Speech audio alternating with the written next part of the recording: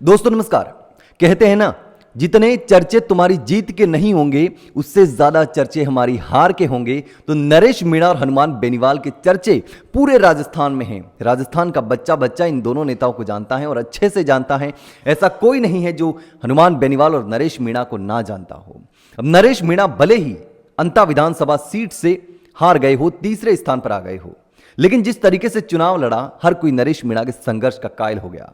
अब हनुमान बेनीवाल और नरेश मीणा एक बार फिर से सड़क पर आ गए हैं, दोनों साथ में हैं। सड़क पर आ गए हैं, कहना मतलब है कि संघर्ष करने के लिए, आंदोलन करने के लिए, लड़ाई लड़ने के लिए, सरकार की मुश्किलें बढ़ाने के लिए, परेशानियां बढ़ाने के लिए सड़क पर उतर गए हैं अपने समर्थकों के साथ में।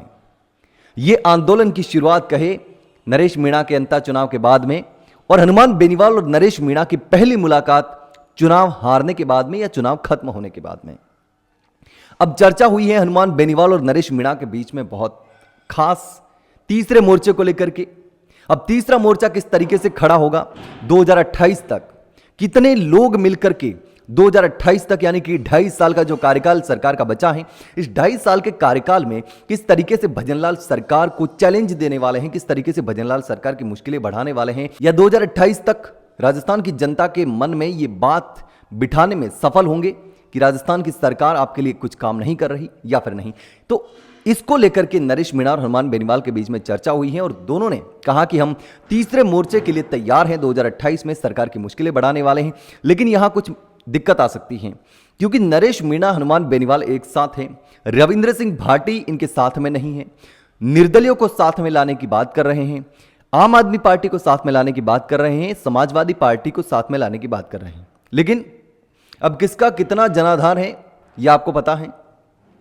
भारत आदिवासी पार्टी इनके साथ में नजर नहीं आ रही, राजकुमार रोत इनके साथ में नजर नहीं आ रहे। जिस तरीके से नरेश मीणा ने चुनाव लड़ा तो राजकुमार रोत ने कहा कि हमें बुलाया नहीं था इसलिए हम नहीं गए।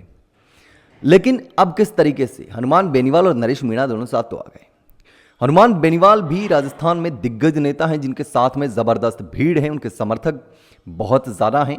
जब भी वो रैली करते हैं तो भीड़ जबरदस्त तरीके से देखी जा सकती है और नरेश मीणा के साथ में भी भीड़ बहुत है। चुनाव दूसरी विधानसभा से लड़ा, लेकिन उसके बावजूद भी 50,000 से ज्यादा वोट ले लिए बीजेपी के बराबर। और जब इससे पहले देवली उनियारा का चुनाव लड़ा तो पूरे देश में चर्चित हो गया। वहां पर भी जबरदस्त तरीके से टक्कर दी और कांग्रेस से ज्यादा, कांग्रेस की जमानत जब्त करवा करके दूसरे नंबर पर आ गए थे नरेश मीणा। छबड़ा में भी कांग्रेस की जमानत जब्त करवा के नरेश मीणा दूसरे स्थान पर आ गए थे।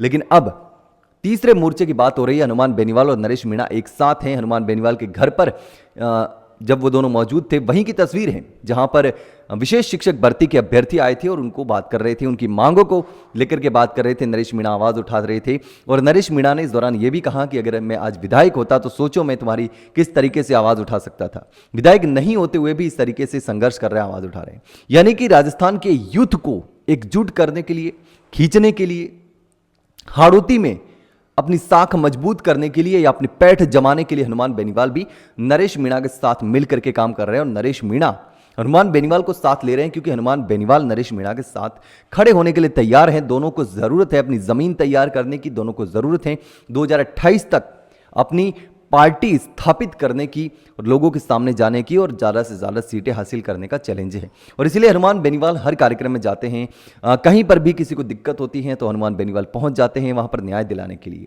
चाहे वो कोई मामला हो, बाड़मेर का जोजरी नदी का मामला हो या जयपुर में किसी डॉक्टर की मौत का मामला हो, चाहे एसआई भर्ती का मामला हो, चाहे अभी ये विशेष शिक्षक भर्ती जो है जिसकी तस्वीर आप देख रहे हैं इसका मामला हो या कोई और मामला हो, तमाम चीज़ों में हनुमान बेनीवाल सड़क पर उतरने के लिए तैयार रहते हैं।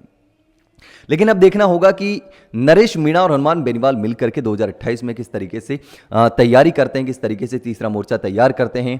अब हनुमान बेनीवाल ने नरेश मीणा को वादा कर दिया है कि हम साथ मिलकर लड़ेंगे, लेकिन कब तक साथ रहते हैं ये देखने वाली बात होगी। लेकिन दोस्तों आपको क्या लगता है, क्या कुछ होने वाला है 2028 तक? ये मिलकर के क्या कुछ करने वाले हैं? सरकार की मुश्किल बढ़ा पाएंगे या फिर जिस तरीके से नरेश मीणा को एक के बाद एक झटके लग रहे हैं, उस झटकों के बाद में 2028 तक भी झटके ही खाने पड़ेंगे? दोस्तों आपको क्या लगता है, मुझे कमेंट करके जरूर बताना।